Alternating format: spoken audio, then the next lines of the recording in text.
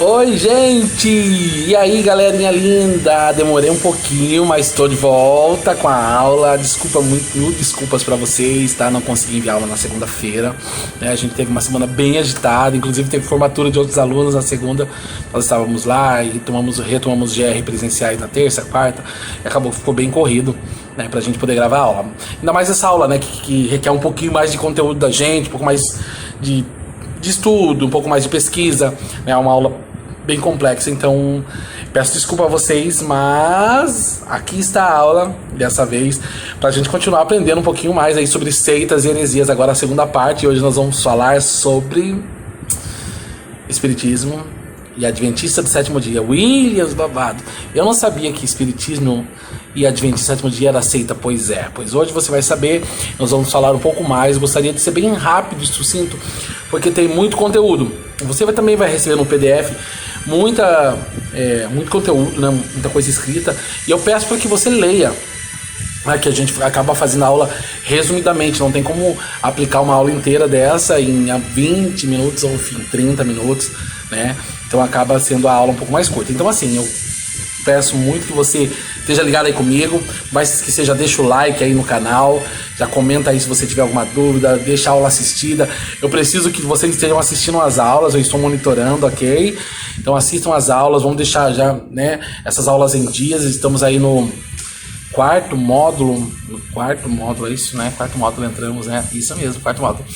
E então, né, praticamente a gente tá chegando no meio da nossa escola, então preciso muito da ajuda de vocês, tá bom, gente? Vamos lá? Vamos falar, vamos orar e vamos começar a nossa aula. Pai, nós queremos te agradecer, Deus, por mais uma aula, Senhor, que tu tenha misericórdia, que tu tenha o prazer, assim, de estar conosco, ó Pai. Obrigado, Jesus. Obrigado, porque esse prazer é nosso, na verdade, né? De estar diante da tua presença e aprendendo mais de ti. Então eu te peço, Senhor, que essa aula tu derrame algo especial sobre a vida desses alunos. Eu digo em questão de sabedoria, em questão de entendimento, de esclarecimento. Que eles venham receber algo de ti, Pai, que eles venham receber entendimento, né? Para que possa discernir a tua palavra, do que essas seitas e heresias elas acabam me pregando por aí. Pai, nos usa, Senhor, traga conhecimento, traga esclarecimento, ministra na nossa vida. Em nome de Jesus, amém. E amém, amém, gente, glória a Deus. Vamos começar então. Eu quero começar lendo aqui com vocês Gálatas 1:8, que diz o seguinte: mas ainda que nós, ou um dos anjos vindo dos céus, vos pregue evangelho que vá além daquele que recebesses, seja anátema. Uau, né? Anátema, você sabe que é anátema? Não sabe? Manda aí pra mim, eu quero que você tarefa para essa lição. Fácil. Significado da palavra anátema. William, manda pra mim aí no WhatsApp, quero só ver se você sabe mesmo. Vamos lá. Eu vou contar um pouquinho para vocês sobre o histórico do espiritismo, na verdade, como nasceu o espiritismo, né? Como que essa surgiu, né? Em 1848, após ouvir estranhos ruídos pela casa, Hydesville, do estado de Nova York, Hydesville é o nome da cidade, Hydesville, ó. Não sei se eu tô falando certo, né? Ali no estado de Nova York. Aí duas meninas, uma de 10 e uma de 12 anos, Margaret Catherine Fox, uma de 12 e uma de 10, respectivamente, começaram a, como brincadeira, imitar esses ruídos. Em dado momento faziam perguntas quais eram supostamente respondidas pelo espírito de um homem que morrera assassinado e teria sido enterrado na adega da mesma casa. Logo a notícia de que as meninas comunicavam com os mortos se espalhou e não demorou muito para chamar a atenção da imprensa norte-americana. 6 anos depois, preste atenção, o espiritismo praticado pelas jovens chegava à Europa através de pessoas que também se consideravam médiums, né?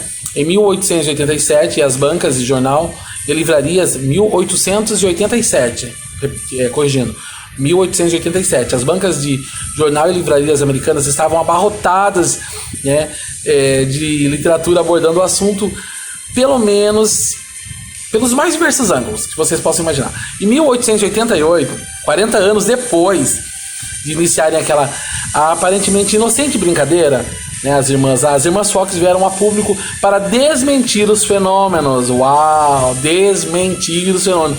William, quer dizer que elas enganaram esse povo durante os 40 anos. Sim, é isso que eu quero dizer. 40 anos. Foram à imprensa para poder desmentir, mas aí já é tarde demais, né? aí a gente sabe que é tarde demais. Explicaram com tudo o que aconteceu, enfatizando que não passaram de uma farsa. Elas disseram isso, né?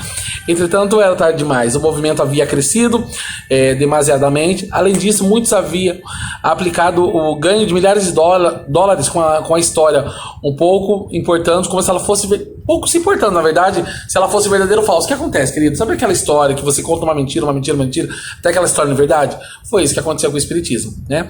Entretanto, em 1856, preste atenção nessa data, em 1856, a prática do espiritismo ganhou um impulso e expandiu-se pelo mundo graças a Hippolyte Léon Denis Rivel. Nossa, eu acho que deve ser Hippolyte Léon Denis Rivel. Lyon, 3 de outubro de 1804, Paris, 31 de março de 1869. Conhecido como Allan Kardec. Esse nome você já ouviu falar? Que reuniu todas as informações possíveis sobre o assunto, organizou um código até hoje utilizado como regra de fé e prática pelos kardecistas, né? Pelos espíritas kardecistas. Segundo o Wikipédia, o espiritismo mais difundido atualmente é uma doutrina que alia a ciência, filosofia e religião, né, na verdade, buscando a melhor compreensão não apenas do universo tangível, ou seja, do universo científico, mas também do universo que transcendente, no caso a religião. A doutrina é baseada em 5 obras básicas, presta atenção, que formam o Pentateuco Kardeciano. O William tem Pentateuco Kardeciano? Tem também, queridão. Tem também. Escritas por Kardec através da observação de fenômenos que o mesmo atribuía às manifestações de inteligências incorpóreas ou imateriais, denominadas espíritos, né? A codificação espírita está presente em o livro dos Espíritos, o livro dos Médiuns, o Evangelho segundo o Espiritismo, o Evangelho segundo o Espiritismo, o Céu e o Inferno e a Gênese. Somam-se a codificação às chamadas obras complementares, como o que é Espiritismo e Revista Espírita e obras póstumas. Olha isso. Então aí você tem já toda uma literatura preparada para que você possa entender melhor essa seita. Então quando as pessoas se convertem, na verdade, para o Espiritismo, eles já logo são, né, doutrinados aí com todo esse material que já tem, na verdade, né? Subdivisões do Espiritismo. Então aqui eu vou falar um pouquinho com você sobre o seguinte, gente. Nós vamos falar sobre o Espiritismo comum, o Espiritismo baixo, alto Espiritismo, baixo Espiritismo, enfim, sobre vários tipos de Espiritismo. Na verdade, tem alguns que se destacam, né? E eu gostaria de compartilhar isso com vocês para vocês terem entendimento. Espiritismo comum, destacam-se quiromancia, cartomância, grafologia, hidromancia, astrologia ou uranoscopia. William, o que é isso? Isso aí é caracterizado o espiritismo comum. Se eu falo de quiromancia, adivinhação pela inspeção das linhas da mão, o mesmo que quiroscopia. Esse sistema pode ter tido origem na Índia há 5.000 anos. Não sei se você já aconteceu contigo. Quando eu era criança, né? Eu me lembro que na cidade do interior de São Paulo, onde eu morava, sempre tinha aqueles ciganos. E os ciganos lá eram chamados de ciganos, mas eram aqueles que ficavam com aquelas rouponas, realmente eram realmente indianos, aquelas rouponas e tal, ficavam ali no centro da cidade e queriam ler a nossa mão. Então esse é um tipo de espiritismo de quiromância, né? Como está dizendo aqui. Então essas pessoas, né? Cartomância, usa-se baralho ou tarô para prever o futuro e ajudar nas decisões a serem tomadas. Aí você vai ver em qualquer poste que se anda ali pela rua, né? Traga o seu amor em 3 dias. Faça acontecer em não sei quantos dias. Na verdade, são práticas espíritas, né? Denominadas cartomância. São essas práticas que fazem com que muita gente se interesse e corra para as cartas, realmente achando que aquelas pessoas têm o poder de visualizar alguma coisa no futuro. Lembrando que nosso futuro está nas mãos de Deus e não da cartomante, não é verdade? Vamos lá. Grafologia, suposta arte sem base científica de reconhecer o caráter de uma pessoa pelo exame de uma escrita ou letra. Grafotécnica ou grafoscopia refere-se à análise forense de documentos. Essa tem base científica, né? Aquilo lá você já sabe, tem um cara bem conhecido aí, né? Que é o Chico Xavier, que ele escrevia de olhos fechados, né? Então também se baseia aí nessa técnica de grafologia, né? Não só ele, como muitos outros também, até famosos no nosso país. Hidromancia, suposta arte de adivinhar por meio de água, do meio da água, interpretando seu fluxo e refluxo e o estado de conservação e pureza da água. Também frequência e intensidade dos movimentos e ondulação da sua superfície. Essa adivinhação não funciona com água no estado sólido ou gasoso, né? Apenas no estado líquido.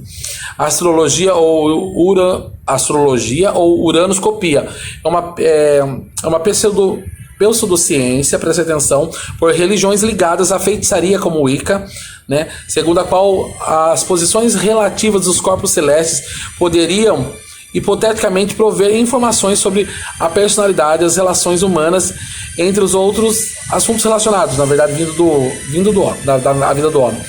É como tal uma atividade divinatória quando usada como oráculo, mas também pode ser usada como ferramenta para a definição das personalidades humanas.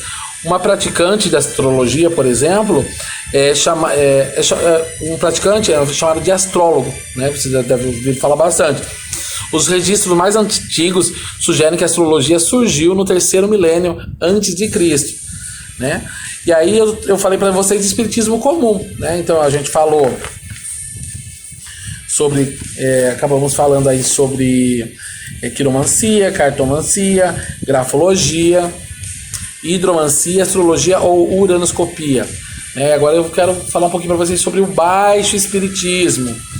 Olha aí, gente, baixo espiritismo é o resultado do sincretismo da religião dos africanos, religião dos índios, religião católica, religião kardecista e a prática do ocultismo, também conhecido como espiritismo pagão. Identifica-se por práticas descritas no voodoo, né?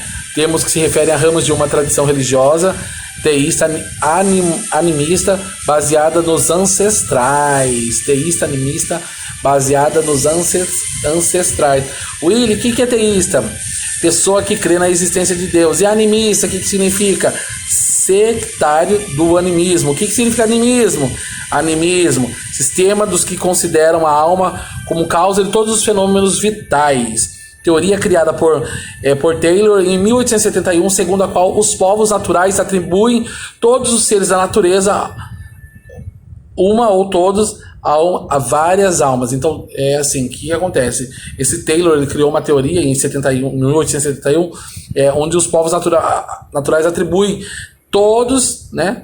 Atribuem todos os seres da natureza a uma ou várias almas. Então, isso significa animismo, né? Porque aqui estou falando de baixo espiritismo, e aqui está justamente dizendo também, conhecido como espiritismo pagão, descrita no voodoo. O que é voodoo? É uma tradição religiosa teísta animista, que é isso aí, baseada nos ancestrais. Candomblé, já ouviu falar, né? Candomblé é uma religião derivada do animismo africano, onde se cultuam os orixás, voodoos, dependendo da nação. Umbanda, também conhecida como Ebanda ou magia branca. A Umbanda é uma religião resultante do sincretismo afro-católico indígena, que foi fundada em Niterói, no Rio de Janeiro, em 1908, por Zélio Fernandino de Moraes, como resultado de motivação diversas, inclusive de ordem social, que originam um culto à afeição e moda do país. Para essa religião, como em muitas outras, existe uma triade construída por Tupã, o Criador, Oxalá, Filho de Deus, e Iemanjá, a deusa do amor. Essas três entidades superiores são respectivamente derivadas do sincretismo indígena, católico e africano. E isso aí é Umbanda. Quimbanda é um conceito religioso de origem afro-brasileira. Gente, vamos lá. Presente na Umbanda, ainda controverso quanto à sua real definição na atualidade. Por vezes é classificada, presta atenção, como uma religião autônoma, né? É identificado por alguns como o lado esquerdo, o polo negativo da Umbanda. Estou falando da Quimbanda agora, tá? Ou seja, quem tem todo o conhecimento do mundo astral, inclusive da magia negra, e que podem ajudar a fazer o bem. Suas entidades vibram nas matas, cemitérios e encruzilhadas, também conhecidas como povo da rua. Na Quimbanda são realizados despachos com animais, como galos, galinhas pretas, por exemplo, pólvora, objetos de pessoas, unhas, cabelos, enfim, tudo isso aí, né? Isso aí é caracterizado de Umbanda. Esses despachos costumam se realizar à meia-noite em locais como encruzilhadas, cemitérios. Existem muitos Exus: Exu das almas, Exu caveira, Exu das matas, Exu tranca-rua. Existem de igual forma Exus femininos, como é o caso de Maria Padilha, Pombagira, Mulambo, Cigana e entre outros, né? E aí temos a famosa macumba, que se fosse boa seria boa cumba, brincadeira, brincadeiras à parte. Macumba também faz parte do baixo espiritismo. O que é isso, William? Designação genérica dada a vários cultos sincréticos praticados comumente no Brasil. E fortemente influenciado por religiões como catolicismo, espiritismo, ocultismo, candomblé e cultos ameríndios. Louvação aos orixás que incorporam os fiéis para fortalecer o axé, energia vital, que protege o terreiro de seus membros. Deuses. Quais são seus deuses na macumba? São orixás de origem africana. Nenhum santo é superior ou inferior a outro. Não existe o bem e o mal isoladamente. Iemanjá é a divindade associada às águas no Brasil. Isso aí é a macumba, né? William, por que a gente tem que aprender tudo isso? Porque você tem que saber, gente, né? Por que tanta seita? Aí você é convidado para um negócio desse, você tem que saber que isso é uma seita, né? Que isso não provém de Deus, né? Não provém, não adianta você... eu também respeito, queridão. Respeitar uma coisa, se posicionar é outra. Eu tô dizendo para você, são seitas, né? Não são situações ou não são religiões, enfim, nada disso. Criadas por Deus, né? Isso aqui não exalta Jesus, aquele que morreu por mim e por você. Então, é seita, ok? Vamos lá! E agora vamos falar sobre o espiritismo científico ou auto-espiritismo. Então a gente falou sobre o espiritismo comum, sobre o baixo espiritismo, né? Que é essa galera toda aí que eu acabei de falar para vocês, os bandas da vida. E agora sobre o espiritismo científico ou auto-espiritismo, que se caracteriza também chamado de espiritismo ortodoxo ou espiritualismo, né? Se manifesta inclusive como sociedade, como por exemplo a LBV, também tem sido conhecida como ecletismo. O que significa isso, Williams? Olha lá, gente, quanta informação. Se manifesta inclusive como sociedade, por exemplo, a LBV. Aí eu estou falando do ecletismo, sistema filosófico onde se escolhe de cada crença a parte que lhe parece mais próxima da verdade. Parece ser tão interessante, né? Mas não é. Esoterismo, doutrina onde a verdade reserva-se a um número restrito de iniciados escolhidos por sua influência ou valor moral, né? E aí tem o teosofismo, doutrinas religioso filosóficas que tem por objetivo a união do homem com a divindade mediante a elevação progressiva do espiritismo até a iluminação, né? O que a Bíblia diz, na verdade, sobre todas essas práticas? Que trazem consolações vazias, constituem ilusão, são fontes de lucro. A Bíblia diz que nós não devemos consultar os astros, são obras da carne, né? Se você ler lá Gálatas 5, 19, 21, diga: ora, as obras da carne são conhecidas e são prostituição, impureza, lascívia, idolatria, feitiçaria, inimizades, porfia, ciúmes, ira, discórdias, dissensões, facções, invejas, bebedices, glutonarias e coisas semelhantes a essas, a respeito das quais eu vos declaro que, como já outrora vos preveni, que não herdarão o reino de Deus que os que tais coisas praticam. Então a Bíblia é clara, não vem falar que a Bíblia não fala, que a Bíblia fala assim, né? Que trazem consolações vazias, sim. Se você ler em Zacarias capítulo 10, versículo 2, você vai ler o seguinte: porque os ídolos do lar falam coisas vãs, e os adivinhos veem mentiras, contam sonhos enganadores e oferecem consolações vazias. Por isso anda o povo como ovelhas, aflito porque não há pastor. Então, né, a consolação sempre vai ser vazia, né? Constitui ilusão também. Se você ler em Atos 8, capítulo 8, versículo 9 e 10, diz o seguinte: ora, certo homem chamado Simão, que ali praticava a mágica, iludindo o povo de Samaria, insinuando ser grande vulto, o qual todos davam ouvidos do menor ao maior, dizendo: esse homem é o poder de Deus, chamado grande poder, né? Mentira, né? Isso é uma mentira, é uma ilusão. São fontes de lucro também. O que aconteceu aí em Atos 16 tem mais uma referência para você ter certeza que eles geram lucro, né? Diz o seguinte: aconteceu que, indo nós para o lugar de oração, nos saiu ao encontro uma jovem possessa de espírito adivinhador, a qual, adivinhando, dava grande lucro aos seus senhores. Eita! Né? Não devemos consultar astros. Gente, isso é óbvio, né? Em Isaías 47:13 diz o seguinte: já está cansada com a multidão das tuas consultas.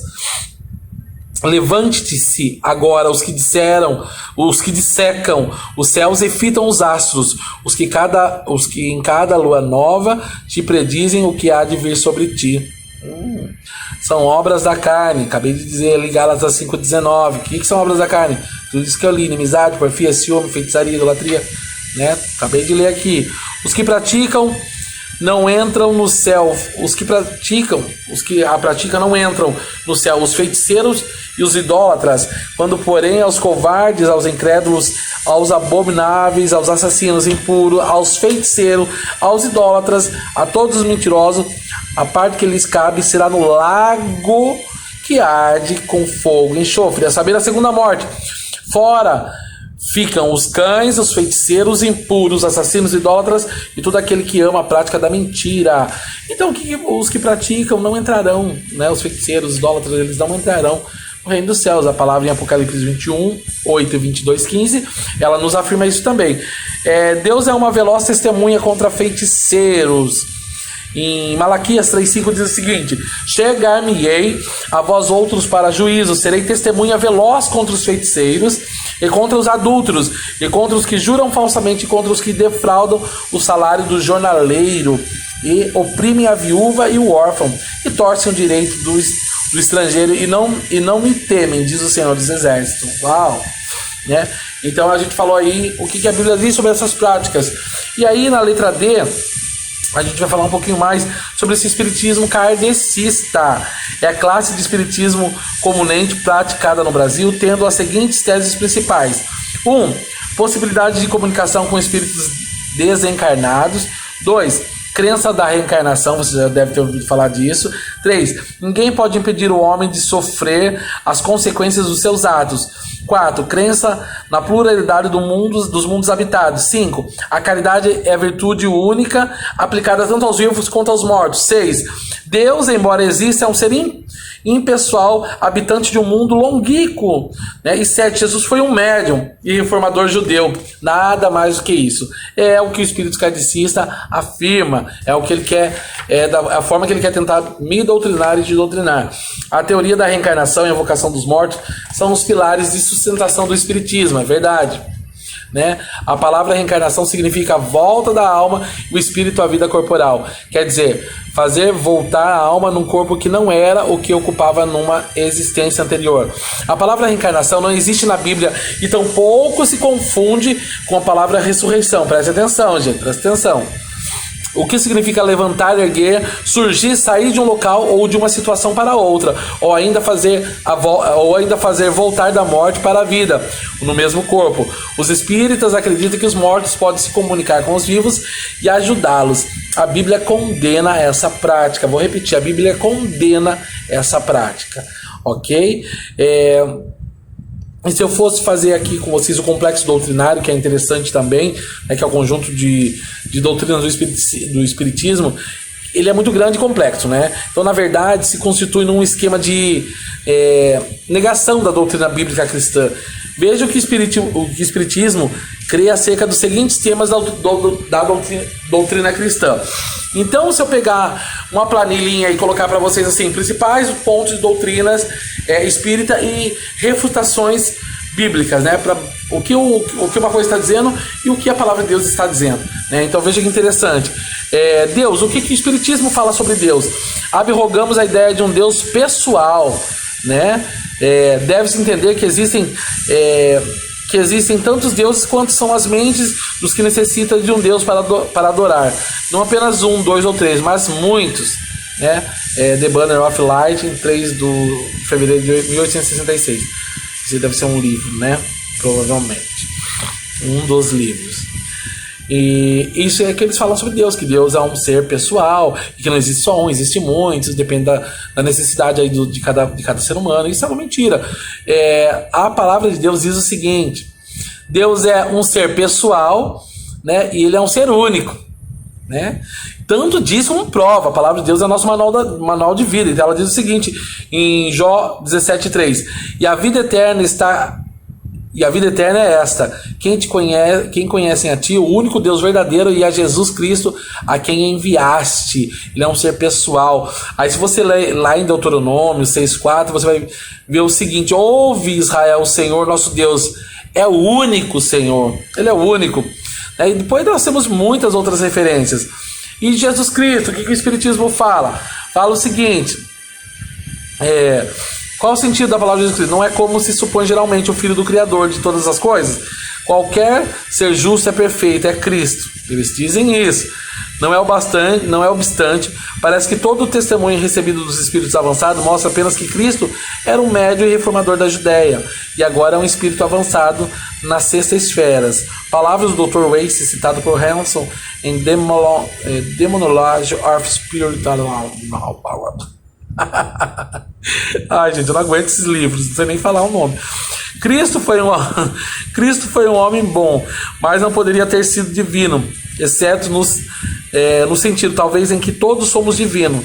Então, o que eles dizem? Que Cristo era um reformador e um espírito avançado. É isso que ele diz de Jesus.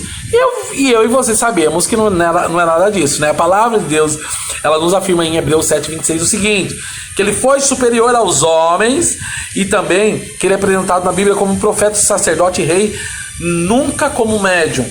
E também, né, que ele está acima de tudo isso. Veja bem, se você ler Hebreus, a referência que eu acabei de dar, diz o seguinte: foi superior aos homens, sim, como com efeito nos convinha um sumo sacerdote como este, santo e inculpável, sem mácula, separado dos pecadores e feito mais altos que os céus. Hebreus 7:26. Como que vai dizer que Cristo era evoluído, era um reformador da Judéia, enfim, né? Apresentado na Bíblia como profeta, sacerdote e rei, e nunca como médium. E é verdade. Se você ali em Hebreus 7:27 vai dizer o seguinte: quem não tem necessidade, como os sumos sacerdotes, de oferecer todos os dias sacrifícios, primeiro por seus próprios pecados, depois do povo, porque fez isso uma vez por todas, quando a si mesmo se ofereceu.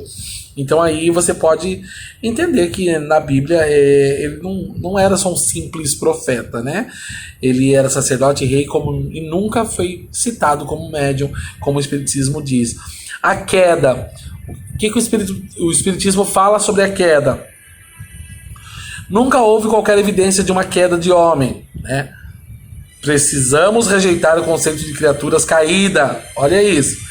Pela queda deve-se entender a descida do espírito à matéria. Detrulai. E o que a palavra diz da queda? Sobreveio como consequência da desobediência de Adão. Portanto, assim como por um só homem entrou o pecado no mundo, e pelo pecado a morte, assim também a morte passou a todos os homens, porque todos pecaram, né? Leia também Romanos 5:15-9. Decorreu da tentação do diabo. A letra B. Mas a serpente mais sagaz de todos os animais e selváticos que o Senhor Deus tinha feito, disse à mulher: é assim que Deus disse: não comereis de toda a árvore do jardim? Respondendo a mulher: dos frutos da árvore do jardim podemos comer, mas do fruto da árvore que está no meio do jardim, disse Deus: não comereis, nem tocareis nele, para que não morrais. Né? Eva falando com a serpente. Então a serpente disse à mulher: é certo que não morrereis, porque Deus sabe que no dia em que dele comerdes, se vós abrirão os olhos, como Deus sereis conhecedores do bem e do mal. Gênesis 3:1-5, né? E aí Eva foi, como vocês já sabem, né? Influenciou nosso amigo Adão e comeram fruto. Enfim, vamos lá. O que o Espírito diz? O Espiritismo diz o inferno. Posso dizer que o inferno é eliminado totalmente, como muito tem sido eliminado do pensamento de todo homem sensato. Essa ideia odiosa, tão blasfema em relação ao Criador, originou-se do exagero de frases orientais. Talvez não tenha tido sua utilidade numa era brutal, quando os homens eram assustados com chamas. como as feras são espantadas pelos viajantes, né? O livro de Conan Doyle em Outlines of Spiritualism. Pois é, né? Eles falam que o inferno não existe, que isso é uma blasfêmia. Ai, meu Deus, eu acho que vai acabar meu tempo aqui. Gente, eu não vou conseguir passar para vocês os dois conteúdos, né? Eu tenho que falar ali também sobre adventista, sétimo dia, acho que não vai dar tempo. É bem comprida essa aula. Então, e o que a palavra diz sobre o inferno? Vamos terminar isso aqui. Foi preparado para o diabo e seus anjos, né? E fica embaixo, né? Diz o seguinte: tu, Cafarnaum, elevaste-te porventura até o céu, descerás até o inferno, né? Será a habitação final e eterna dos perversos. Mateus 25:51 diz isso. Jesus pregou 22 vezes diferentes sobre o inferno, 4 vezes mais que sobre o céu. Uau! Então, né, não tem como não existir, né, gente? Vamos lá. A Bíblia, o que os espíritas dizem? Asseverar-se que ela é um livro santo e divino, que Deus inspirou e os seus escritores para tornar conhecida a vontade divina. É um grosseiro e ultragem logo para com o público. Nossa, gente.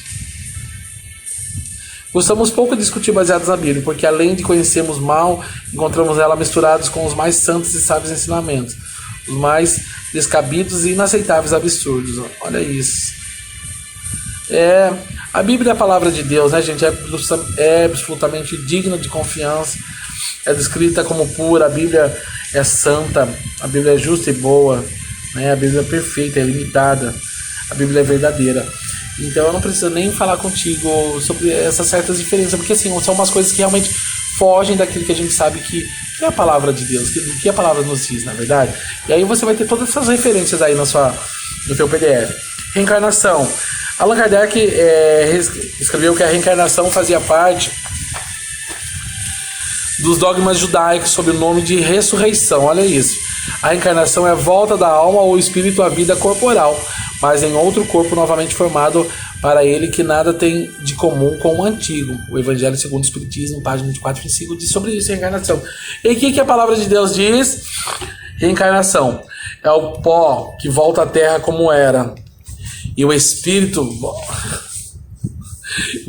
volta a Deus que o deu. Então, ou seja, já no começo já começa aí já confrontando, né? Tal como nuvem se desfaz e passa aquele que desce à sepultura, jamais tornará a subir.